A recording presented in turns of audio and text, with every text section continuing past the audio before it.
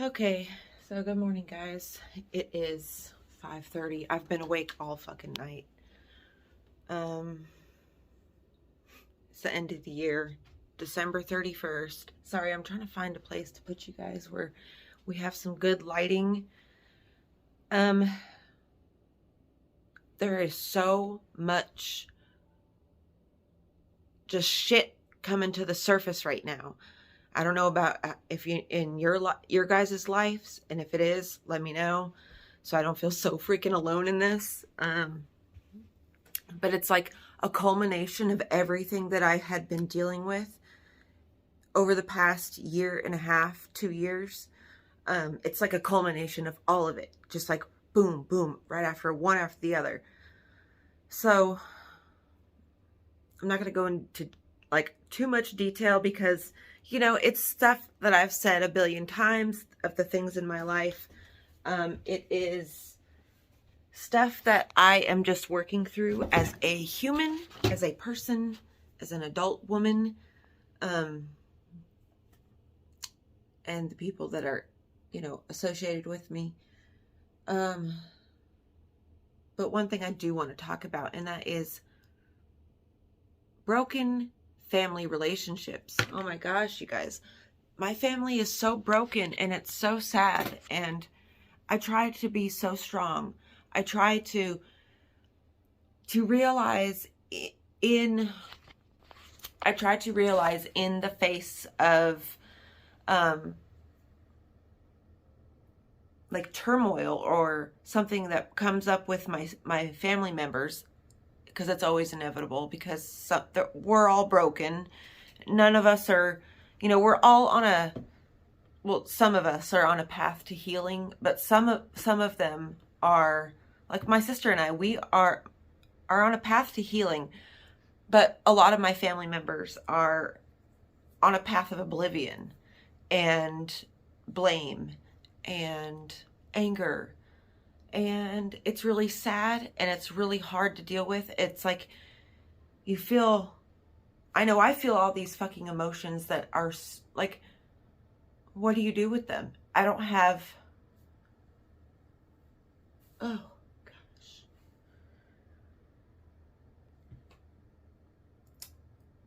Like, I just wish one of my grandmothers was alive, Fuck.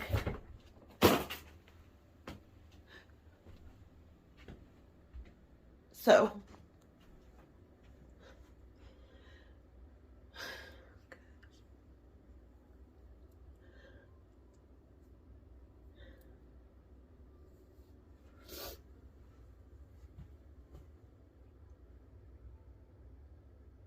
I hope you guys can even see me.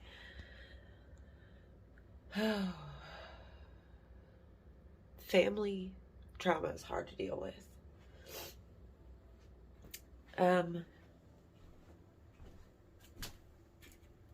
Hold on.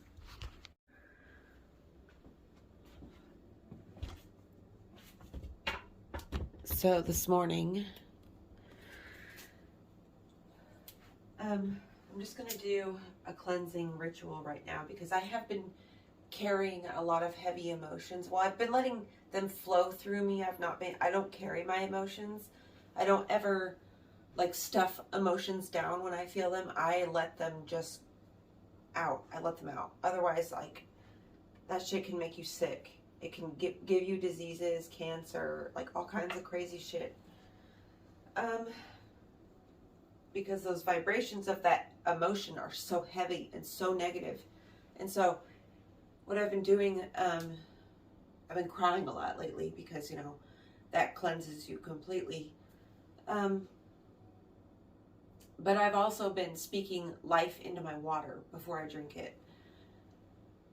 Now you can use a quartz crystal and you can charge it in power places on the planet or just local to you to kind of give you that energy. Say you want to get the energy of the mountain. So actually this is a good idea. This is what I'm going to do. I'm going to take one of my quartz crystals and I'm going to take it down to the river at sunrise. And I'm going to let it run through the creek at the bottom because that bottom stream is a collection of all of the runoff streams of the whole mountain. So it's like you are getting that energy from the entire mountain instead of just one spot, if that makes sense.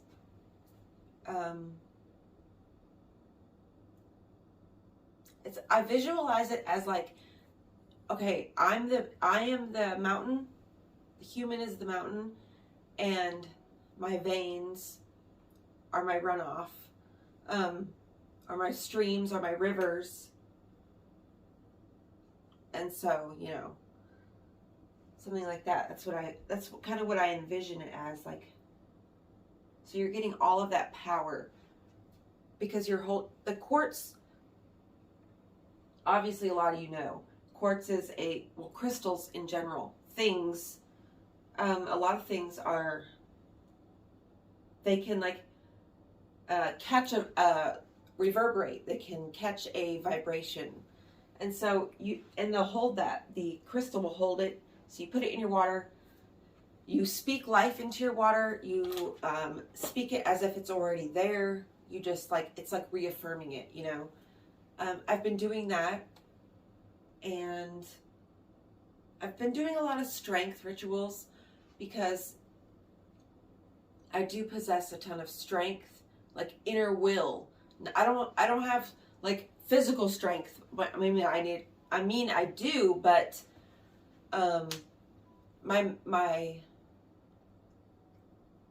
my mental strength is far greater than my physical strength could ever dream of being.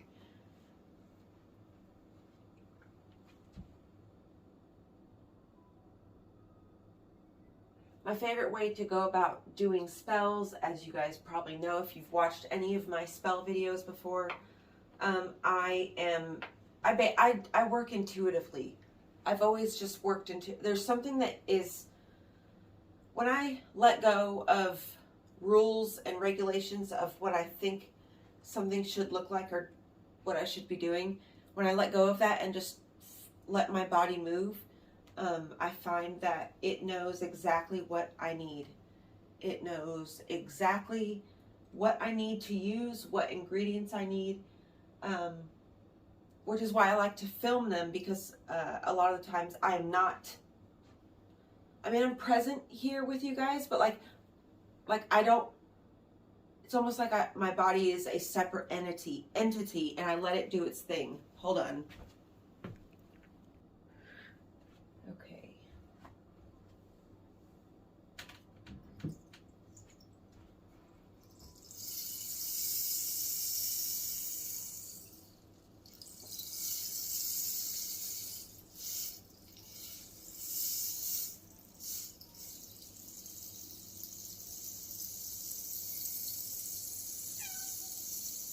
Dixie, what is it? You want to go outside? Huh? What? You want to look out the window? What is it? What is it, little kid?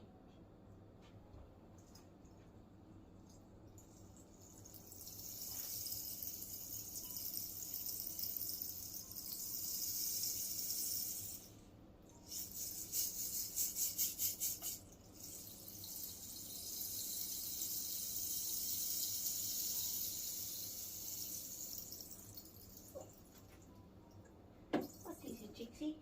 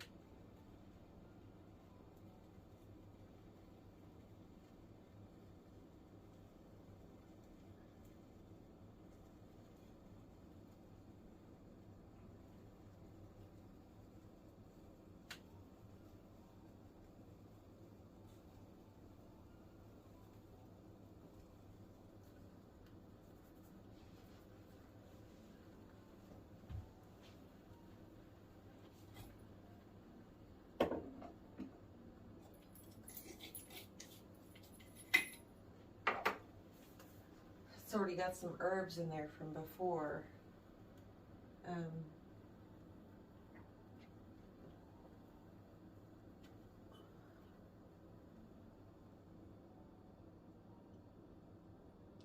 So I think we're going to do a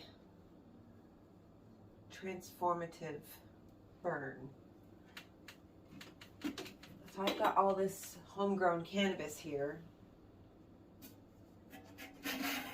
that I grew myself, that I use in ritual. I do not smoke it. You can smoke it, but like if it's a ritual blend, I will then smoke it, but I don't smoke it on its own.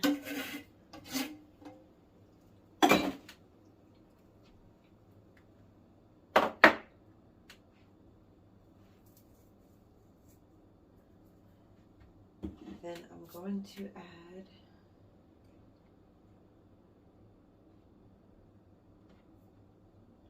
some thyme.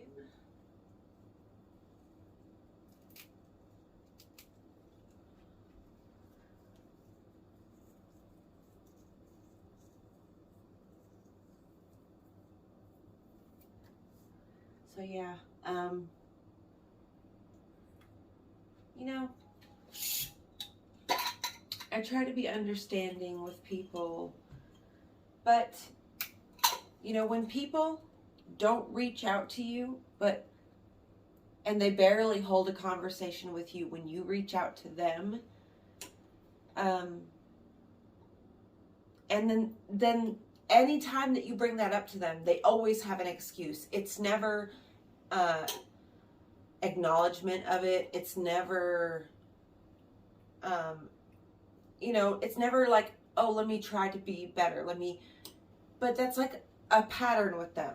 You know, it's like constant. That's what the relationship is you reaching out, barely getting a conversation back, and then you don't say nothing because you just, okay, I'm going to wait for them to reach out.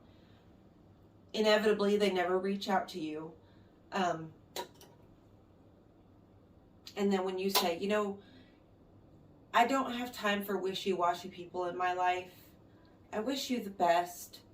I just don't think it's worth trying to have a relationship or hold a conversation or a friendship or anything with you, because if you wanted to, you would.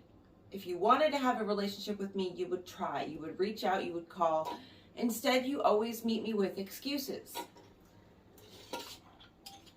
You know, those type of people, I don't feel bad, no matter how much they try to guilt trip me about the problems they're facing. It's like everyone has problems in their life. Every fucking buddy.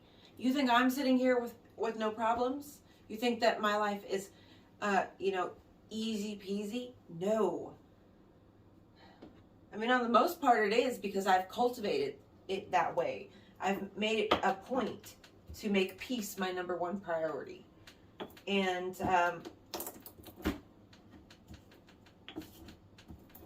people like that, I just don't have time for. And unfortunately, that person happens to be my sister. You know, we talked about her coming down here before, like a whole year or almost 2 years had went by, and we hadn't said a word to each other, except for like just casual passings, you know, greetings, you know, acknowledgings of each other in passing. But it never went any deeper than that. And, you know, her and I used to be really close, and, well, I mean, for a little bit in our life we were close, but before that we weren't, and after that we haven't been. And she has all these ideas of who I am instead of just asking me who I am. So many people, they have so many ideas about who people are without ever stopping to, like, ask them, hey, is this how you feel? Hey, is this what you think? And if it's, like, if you've never asked somebody those things, like, how can you assume? Why would you assume? Why can't you just pick up the fucking phone and call somebody? Like, you know? You keep telling me, and see, that's what I don't, that's why I don't want these type of people, no matter their relation to me or whatever. Because I value myself more than that. And I see them as, they're just trying to get a piece of my peace. They're just trying to come in and invalidate everything that I'm doing, because that's what she does. That's what she's done before. Oh, she comes in, oh, you went to college, but you didn't go to an actual college. Oh, you got a degree, but you don't have an actual degree. You know, it's just like little digs like that. You know, oh, but you don't have your kids. Oh, this, that. Yes, Trixie. What is it? Huh? Come here. Look at this. Trixie kid.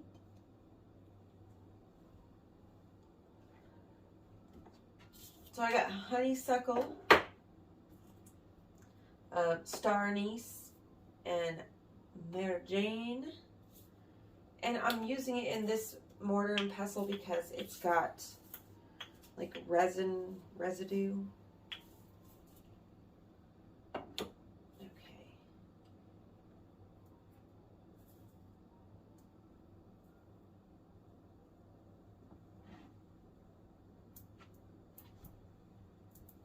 I'm also going to put a little bit of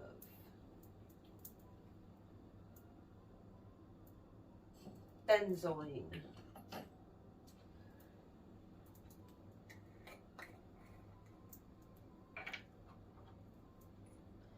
Yeah, just wishy-washy relationships like that. Like, I don't care. A lot of people, they will continue to foster those types of relationships because they'd rather do that than be completely alone. I, on the other hand, would rather be completely alone than have people in my life who, you know, talk about me behind my back or compare us to each other or feel inadequate because I don't, you know.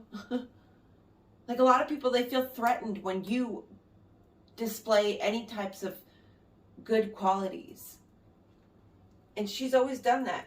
And I get it. Like, yeah, you know, people did that to us our entire lives. But, like, at what point are you going to let that go and be in the here and now?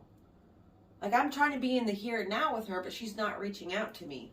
I keep saying, hey, it's really hard to hold a relationship with somebody who doesn't answer me. It's kind of hard to do anything when you don't say anything. I keep saying these things, you know. Or if she does text back, it's just, hey. It's like, what kind of relationship are you expecting? Like, why do you want to come down here if you can't even hold a conversation with me? Like, I don't get it. I just don't get it. Which is why I just rather not deal with it. Like, I don't want to deal with that. Like, my whole family, they're all so, and there's nothing, like, there's a lot of people who say, oh, you have to have pity on them and you have to you can understand why people are doing what they're doing without continuing to let them do it to you. You can stand up for yourself. At some point, somebody has to. Otherwise, you're just going to continue the cycle. Like, at what point are you going to stop and say, no, I don't care at what cost. I'm not dealing with that. I'm not going to be a part of it because they are like crabs in a pot. I go home, boom, my mom starts giving me pills. Boom, you know, everyone's like on some type of drug, so everyone starts trying to fix you. Like, there's something wrong with you. Like, you just can't accept me the way I am. Why? Because I'm so self-assured it threatens you that much? It's insanity. It's pure insanity. And I don't want any part of it. Which is why the second I got out of Alaska, I never fucking went back. Because if you don't get out, you die. You die up there with them. In the same situation. Nothing changes. And I think it's because the land is sick. I honestly do. I think it's because there's been so much pain and shit that's gone on up there on that native territory, on that land. I think the land is sick and it's poisoning anyone that comes in there. You know, I honestly believe that. And I think it's going to take some drastic measures for anything up there to change. I'm talking about Anchorage, Alaska. Anchorage, fucking Alaska. That place is... It's really sad to see. And as soon as I get to a point in my life where I could go back and help without being affected, you better believe your ass I will. But at this point in my life, when I go back, I'm still affected. I'm still affected by the drugs. I'm still affected by the people. I get sucked in quick, and I go under. I mean, you guys seen it took like a couple days for me to go from 0 to 100 on drugs. And that's all it's ever taken up there. Like, it's insanity. And so I'm trying to go into this new year, in this new me, in this new self. I'm moving forward with love. I told my sister, I said, I don't feel anything but love towards you, honestly. But if you don't value me enough, you know, to look past your problems for a minute and ask me how my day is, just like I'm doing for you, you know, because I don't come to her with my problems. I don't blame my absence of conversation, because I don't do that. I don't blame that on my problems and then continue to do that and continue to blame. Like, I don't do those things. I don't behave the same way. So it's, you know, I told her I'm moving forward with love, and when you have time in your life and the energy and the space for me, then I will have that for you. But until then, like, I can't that's my boundary. I'm not going to let you in. I'm sorry. Because and this is true for anybody, if you aren't good with yourself, I'm going to be a threat to you. Plain and simple. If you're not good within yourself, if you're not secure, if you don't have any type of self-esteem, if you don't value yourself at all, my presence around you will be a threat. You will take it as a threat. You will take my confidence as a threat. You will take my self-assuredness as cockiness. You will take my self-love as I think I'm better than you. That's what unhealed people see me as. So if you see that, like, if you've ever come across me and you see that in me, I'm sorry. I really am to break this to you right here and right now. Because I don't feel those things in my heart. I don't feel hatred. I don't feel anger. I am so willing to understand that somebody is human and they mess up. And I'm so willing to look past that. Like, I'm the person that will give somebody a billion chances, and I'll continue to let you hurt me. Well, I used to be that. And then when things would fall apart, I would always, like, get upset, and I can't do that anymore. My emotions are too powerful. Everything's too powerful. And I'm going to value myself as that. And I will only foster relationships with people who value themselves as well. Because that's all I want to do with a friendship or a relationship, is I want to build you up. And if you're not in a good place with you, you're going to see that as me trying to control you. It's all about perspective, you know? It's all about where you are mentally. And I can't deal with somebody who is not mentally ready to see things past for what they are, you know? Anyway, I love you guys. Thank you for being here for me to spill my heart out and talk about all these things that I usually don't get to talk about. Yeah, I really appreciate it. Hope it helps somebody, and I'll see you later.